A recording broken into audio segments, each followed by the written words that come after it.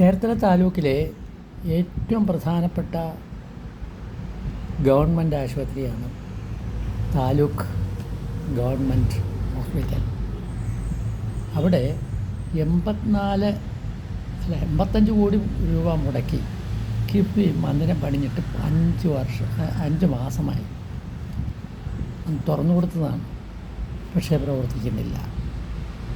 പ്രവർത്തിക്കാത്തതിന് കാരണം എന്താണ്?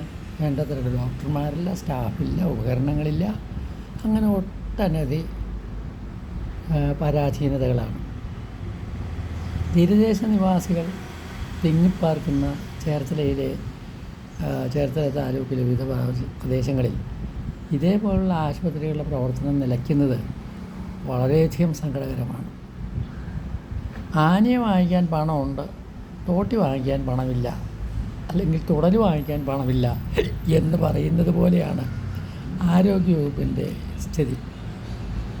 മുരളീധരൻ ആരോഗ്യവകുപ്പ് ഏറ്റെടുത്തോടുകൂടി എരണം കെട്ടവർ ഭരിച്ചിരുന്ന കാലം മാറി വളരെ വലിയ നല്ല ഭരണം കാഴ്ചവെക്കുന്നവർ വന്നിട്ടും ഇതുവരെ ഇത് ശരിയാക്കാത്തത് എന്തുകൊണ്ടാണെന്ന് മനസ്സിലാകുന്നില്ല.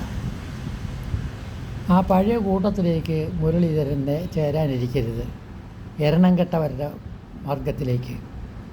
ഏതായാലും താലൂക്ക് ആശുപത്രി പ്രവർത്തിപ്പിച്ചേ പറ്റൂ. അവിടെ ആവശ്യമായ ഉപകരണങ്ങൾ കൊടുത്തേ പറ്റൂ. ആവശ്യമായ തസ്തികകൾ നിർണയിച്ച് ആവശ്യമായ ഡോക്ടർമാരെ നിയമിച്ചേ പറ്റൂ. അതിന് എന്ത് പരിപാടികൾ നടത്തിയിട്ടാണെങ്കിലും അത് സാധ്യമാക്കണമെന്നുള്ളതാണ് ചേർത്തല നിവാസികളുടെ ആഗ്രഹം. ഈ കിഫ്ബി വഴി 84.98 കോടി രൂപ മുടക്കിയെന്ന് പറഞ്ഞാൽ എത്ര രൂപ പലിശ ഇനത്തിൽ തന്നെ ഈ ഇനത്തിൽ കൊടുത്തു കഴിഞ്ഞ് കാണും. അപ്പം അതൊക്കെ മനസ്സിലാക്കി പ്രവർത്തിപ്പിക്കേണ്ട ഈ ഒരു സംവിധാനം നിശ്ചലമായി കിടക്കുന്നതിനെ തീർച്ചയായും പുനരുജ്ജീവിപ്പിച്ച് വേണ്ടത് ചെയ്യുമെന്ന് തന്നെയാണ് ചേർത്തലത്തെ നിവാസികൾ ആഗ്രഹിക്കുന്നത്. അതല്ലെങ്കിൽ പുതിയ എരണം കെട്ടവൻ പ്രൈവറ്റ് ആശുപത്രിക്കാരുടെ ഒരു ഏജൻ്റാണെന്ന് ആളുകൾ പറയുന്നൊരു കാലം തീർച്ചയായും ഉണ്ടാകും.